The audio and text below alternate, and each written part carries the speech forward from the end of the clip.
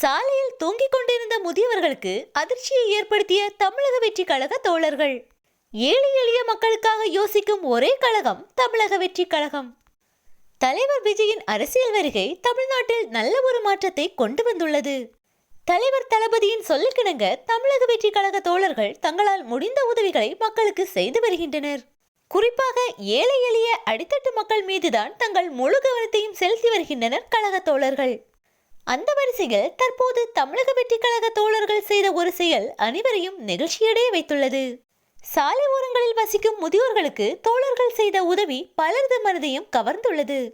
திருவெற்றியூர் தொகுதிக்குட்பட்ட டோல்கேட் ராஜாக்கடை எண்ணூர் விரைவு சாலை, பெரியார் நகர், சத்தியமூர்த்தி நகர், மணலி என பல பகுதிகளில் சாலை ஓரங்களில் வசிக்கும் முதியோர்களுக்காக தமிழக வெற்றி கழக தோழர்கள் முதற்கட்டமாக உதவி செய்துள்ளனர். வீடற்ற ரோட்டோரங்களில் தூங்கும் முதியவர்கள் குளிரிலும் பனியிலும் கொசு கடிக்க கூடாது என தலையிலும் கால்களிலும் சாக்குப்பைகளையும் பிளாஸ்டிக் கவர்களையும் கட்டிக்கொண்டு தூங்கும் அவல நிலை. அவர்களுக்கு கடவுளாய் வந்து உதவி உள்ளனர் தமிழக வெற்றி கழக தோழர்கள்.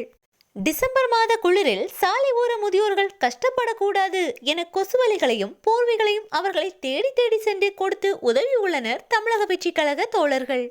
எதிர்பாராத நேரத்தில் அவர்களுக்கு கிடைத்த இந்த உதவிக்கு என்ன சொல்வது என்று தெரியாமல் அவர்கள் கரங்களை கூப்பி நன்றி செலுத்தியுள்ளனர்.